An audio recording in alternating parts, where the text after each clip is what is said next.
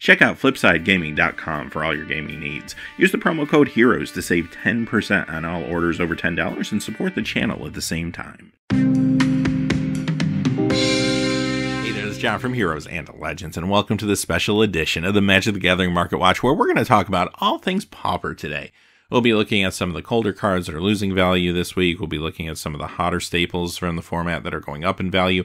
And if you haven't heard, Pauper has been pretty popular over the last few weeks, partially due to the fact that Channel Fireball has added some side events for the month of January to their GPs that are Pauper Format, which is actually pretty awesome. Pauper traditionally has been a Magic Online format, but many LGSs have had paper play, and now finally a major company is acknowledging that.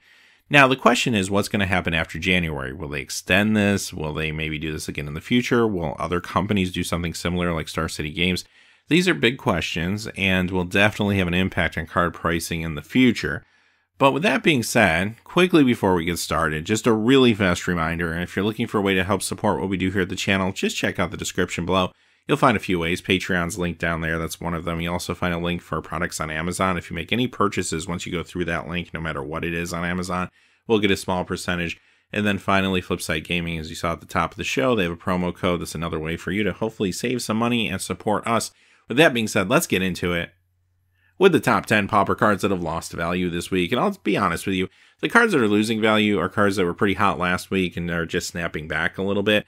You kind of have to expect this because Pauper is kind of new to a lot of players' radar. So there are a lot of players that probably had a ton of these commons sitting in boxes and binders for years. And all of a sudden they saw them going up in value and decided, well, maybe it's time to sell off some of these. So all of a sudden there's a new surge of cards in the marketplace. So that's why you're seeing these kind of increases and then these snapbacks. So let's jump in with number 10, which is Shadow Rift. Down 2 cents this week to 69 cents. Not a huge decrease. And numbers wise, we're going to be talking about much lower values than we would if we were talking about, say, Modern or Standard or something like that, because these cards, for the most part, are all commons. We'll talk more about that in just a second. But Shadow Rift is actually a pretty cool card for the Inside Out combo deck in the format. Number 9 is Tangle. Another card down 2 cents to 336. And this is what I was alluding to when I said that for the most part are common. So of course, generally the idea of Pauper is all the cards have to have been printed in common at some point. Problem is, in paper, we didn't get all of these cards in common. And because I mentioned at the top of the show that this was primarily, or at least originally, a Magic the Gathering Online format, there are releases on Magic the Gathering Online that we never got in paper where some of these cards were printed as commons. This is a good example of that. Tangle was an uncommon in paper, has never been printed in common, but because of releases on Magic Online such as Tempest Remastered and Vintage Masters, you're going to find cards like this that are technically legal because most of the time when you have a paper Pauper tournament, they go by the same rules as Magic Online. Now, if you're going to play at an LGS, I would probably call ahead and make sure they're on that same page, but all the major tournaments that we have been seeing, that has been the guideline they've been using. So Tangle, actually a pretty sweet card and has a little bit of value attached to it, as you can see there. You'll find this a lot of times in the Simic Mill deck. Number 8 is Spider Silk Armor, down 4 cents to $1.45. This is the Mercadian Mass version. Many times you'll see this card come out of the sideboard of the Elves build. Number 7, Preordain, down 4 cents to $2.26. This is the Commander 2015 version in particular. Preordain is just an awesome common. I mean, this has done work in the world of Modern. So as you can imagine, this is just kind of a staple in multiple decks in the format. Number 6 is a card from Rivals of Ixalan, actually. It's Fanatical Firebrand, down 5 cents to 14 cents. So yeah, this card's going down pretty quickly, even though it is an interesting card for like mono red aggro decks and Pauper. But the fact of the matter is a lot of Rivals is being open this week, and this common is going to be all over the place, and the market will get really saturated quickly. But don't overlook this card. It does have some Pauper potential for sure. Number 5 is Distant Melody from Morningtide, down 5 cents to $1.43. This card is actually pretty cool for tribal builds. You'll find this most often in the Elf deck when you're thinking about competitive Pauper. Number 4, Circular Logic. This was another one of those cards that's being from Torment originally that has not seen a paper printing at common. It's down 19 cents this week to $5. This is a key part, again, of the Inside Out combo deck. And this isn't part of our countdown, but I just want to point this out. I typically don't talk about promo cards or rare foils and stuff like that because it's hard to pin down a price when it comes to the data you can find online, because a lot of times there's not a lot of data points when it comes to listings and sales.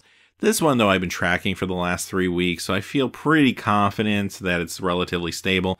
But the Friday Night Magic promo version of Circular Logic has gone up this week, $6.26 to $9.29. So if you want something a little special that can trick out your deck a little bit, maybe this is the copy you're looking for. Number 3, Ash Barons, down 34 cents this week to $7.99. This is from Commander 2016. This was the card that was really hot a week or two ago. It has snapped back quite a bit now, but it is a card that really does need a reprint for Pauper fans, no doubt. And this is only available in Commander 2016, only place you can get it, so that makes it a little bit harder to find and warrants the higher price tag, especially considering, again, this is another one of those cards that is just in multiple decks right now. Number 2, Battle Screech, down 40 cents to $6.28, another card that never actually saw a common printing in paper. This one being from Judgment is a card that you'll find in the Boros token decks. And number 1 is Gush, a card you're probably familiar with, another card that shows up in a lot of different Pauper decks. The Mercadian Mass version is down 45 cents this week to $6.48, with the dual deck Chandra versus Jace variant down 78 cents to $14.01. And that's not all we're going to hear from Gush today. All right, let's move on to the top 10 Pauper cards that have gained value this week. So these are the hotter cards, at least in the last 7 days. Number 10, Utopia Sprawl, up 25 cents to $4.80. This card is found in the Boggles decks, and that's what I love about this format. There's such a strong variety of the different types of archetypes and decks you can play. I mean, a lot of the decks you may be partially familiar with the concepts from Legacy or Modern or something like that. I mean, we have Delver decks, we have Token decks, we have Boggles decks, we have Mono Red Aggro, we have Mono Black decks, we have pretty much almost anything you can think of. There is a Pauper version of it. It's really a sweet format. Number 9, Relic of Progenitus. This is the Eternal Masters version, going up 30 cents this week to $4.29. Even though this was printed at Uncommon, of course, this card has been printed at Common in paper, and even its original printing, Shards of Allura, is at Common. Not a cheap card, but another card that does come out of sideboards a lot of times in Pauper, much like you would imagine it would. And Pauper does have a Graveyard Matters, almost like Dredge-style deck. We'll talk more about that in a little bit, so this is protection against that. Number 8 is Rancor from Explorers of Ixalan, up 35 cents to $1.68. So this version of the card being from Explorers is why it's going up dramatically percentage-wise this week. It's not that the card's hard to find. I mean, you can find other versions of the card, probably slightly cheaper even. But the reason why this one's kind of interesting, I guess, if you're trying to maybe do something cool with your deck style-wise, is the fact that there's a lot of Explorers of Ixalan box sets out there, but not a lot of people are opening them up. So the card itself is probably kind of hard to find on the singles market, so it is what it is.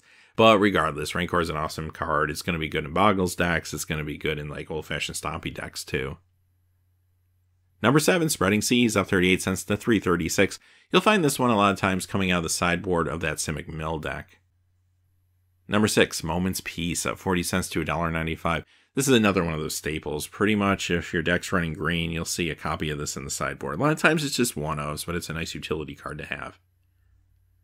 Number 5, Prismatic Strands, up $1.44 to $2.65. Another card that's pretty popular in that Boros token deck that I mentioned earlier.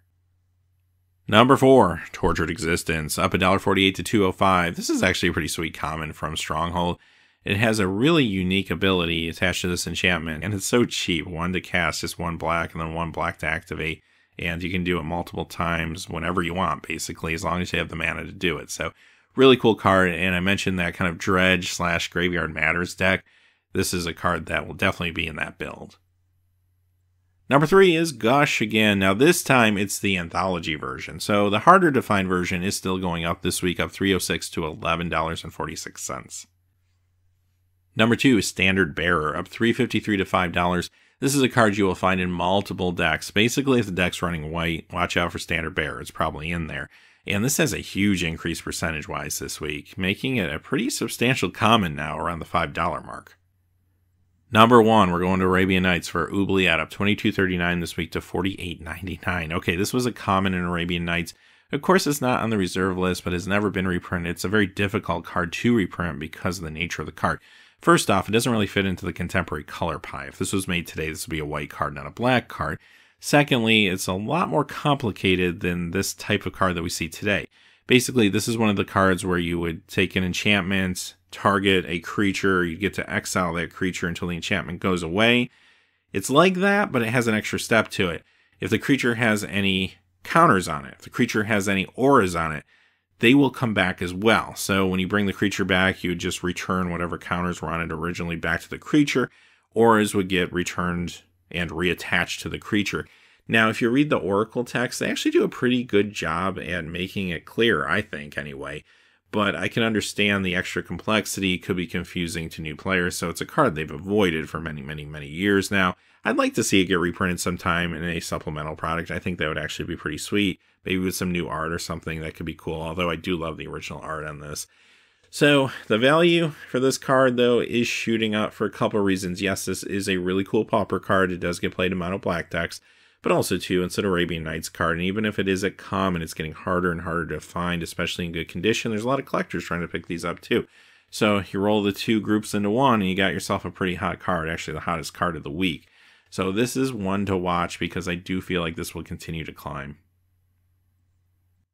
All right, with that being said, guess what? Those are our cards for today.